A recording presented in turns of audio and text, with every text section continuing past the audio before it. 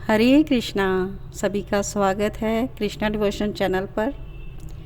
आइए आज के विचारों में हम एक बहुत ही प्यारा सा टॉपिक श्रवण करते हैं जो सभी के लिए जानना बहुत ही आवश्यक है। आज हम जानेंगे मूर्ति में क्यों बसते हैं भगवान।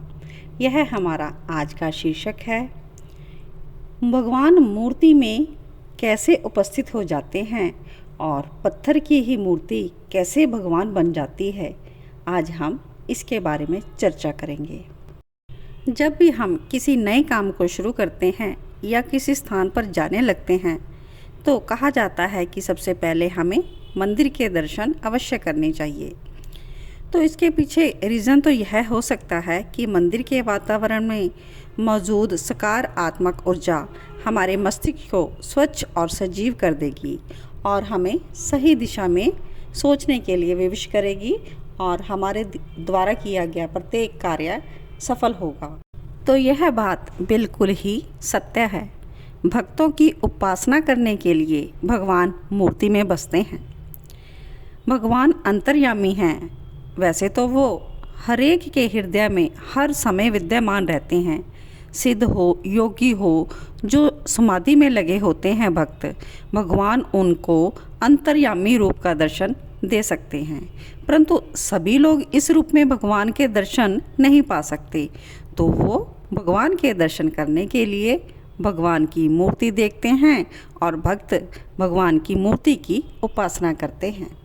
तो इसी कारण से भक्तों को दर्शन देने के लिए भगवान ने अर्चा अवतार धारण किया है, जो भगवान के दर्शन का सबसे सुलभ रूप है। अर्चा का अर्थ है पूजा करना, उपासना करना। इसलिए होने वाले अवतार का नाम अर्चा अवतार या मूर्तियाँ कहा जा सकता है। घर में, मंदिरों में, तीर्थ स्थानों में, गोवर्धन आदि पर्वतों पर प्रतिष्ठित भगवान की मूर्तियाँ अर्चा अवतार कहलाती हैं। आइए अर्चा अवतार कितने प्रकार के होते हैं यह जान लेते हैं। अर्चा अवतार 4 प्रकार के होते हैं। सबसे पहले तो भगवान की जो मूर्तियाँ स्वयं प्रकट होती हैं वह स्वयंभू या स्वतः संभूत कहलाती हैं।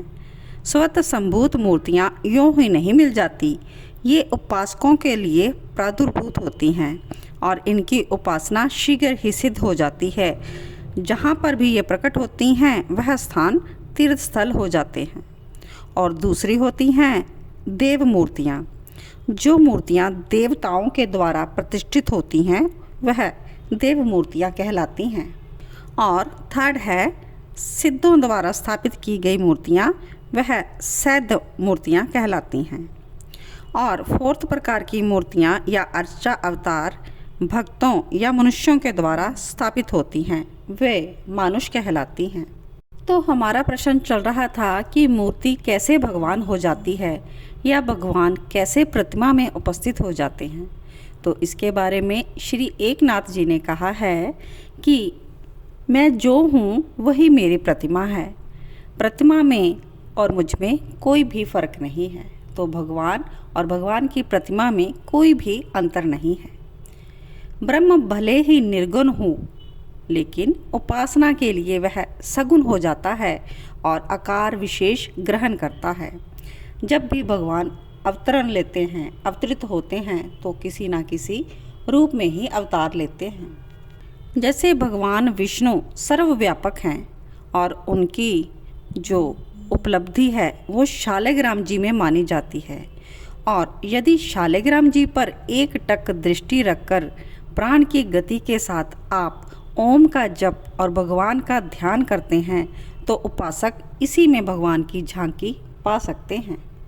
शीर्ष संहिता में भी कहा गया है कि उपासक के तप से, अत्यधिक पूजन से और इष्ट से प्रतिमा की एक रूपता से मूर्ति में से ही भगवान उपस्थित हो जाते हैं। भगवान रामानुज ने भी कहा है कि भक्ति रूप आराधना भगवान को प्रत्यक्ष कर देती है।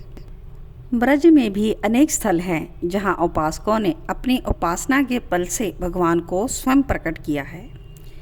परम उपासक श्री कल्याण देव जी ने अपनी उपासना के बल से श्री बलदाऊ जी को और स्वामी हरिदास जी ने श्री बांके बिहारी जी को और श्री गोपाल भट्ट जी ने श्री राधा रमन जी को प्रकट किया है और ना जाने ऐसे कितने ही उदाहरण हैं।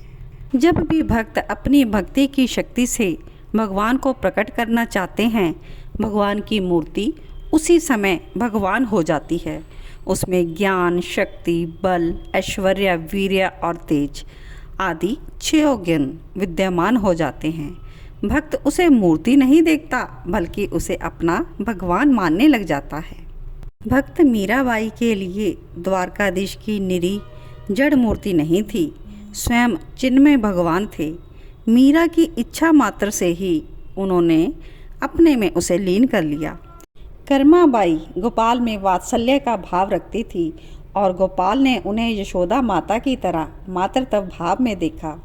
कर्माबाई की कुटिया में खिचड़ी का स्वाद उस सर्वेश्वर जगन्नाथ को ऐसा लगा कि वह अपने आप को भूल गए और रो रो कर उसको खिचड़ी के लिए पुकारते। साचो प्रेम प्रभु में हो तो मूर्ति बोले काठ की, जीमो मारा श्याम धनी जिमावे बेटी जाट की। एक दिन भक्त कर्माबाई परमात्मा के आनंदमय धाम में चली गई।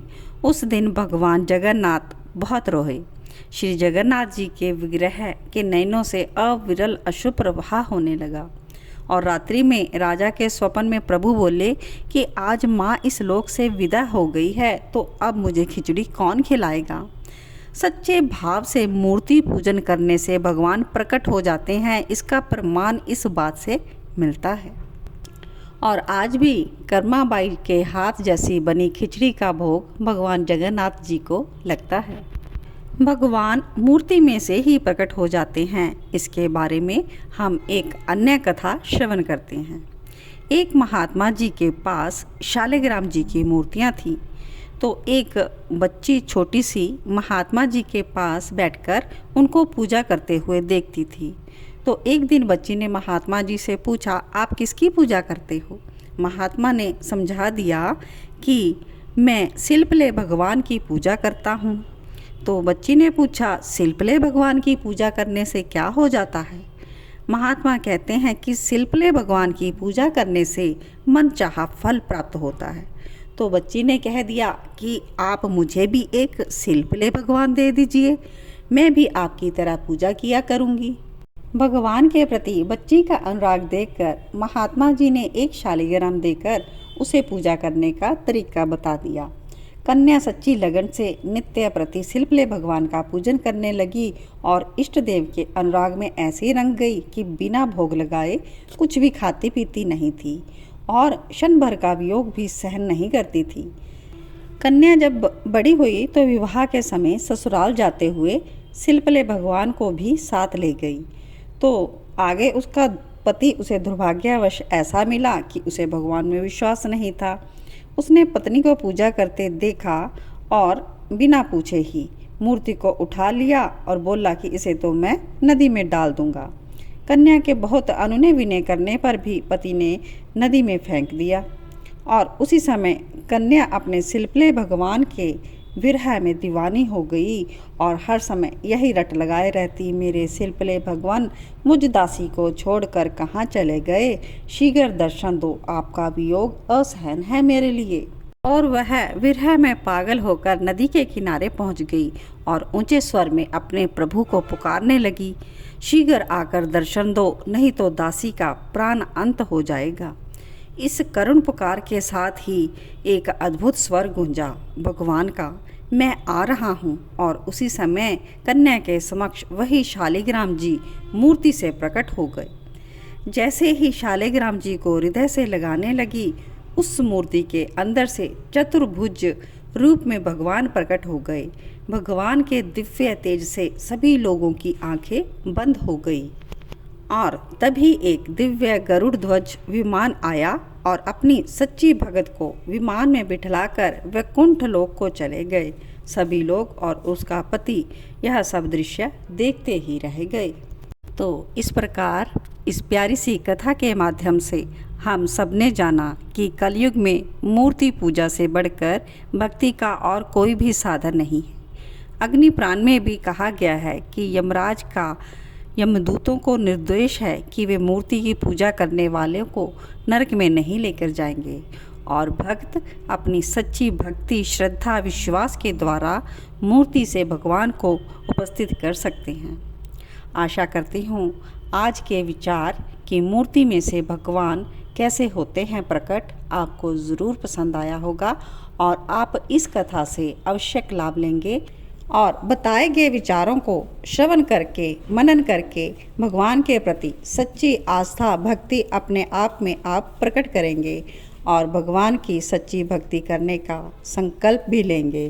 तो कलयुग में भगवान की भक्ति करने का सबसे सच्चा और सरल साधन भगवान की मूर्ति में आप भगवान के ही दर्शन करें। आज के विचारों को विश्राम देते हुए सभी को जय श्री कृष्णा, जय श्री राधे, जय श्री राधा माधव।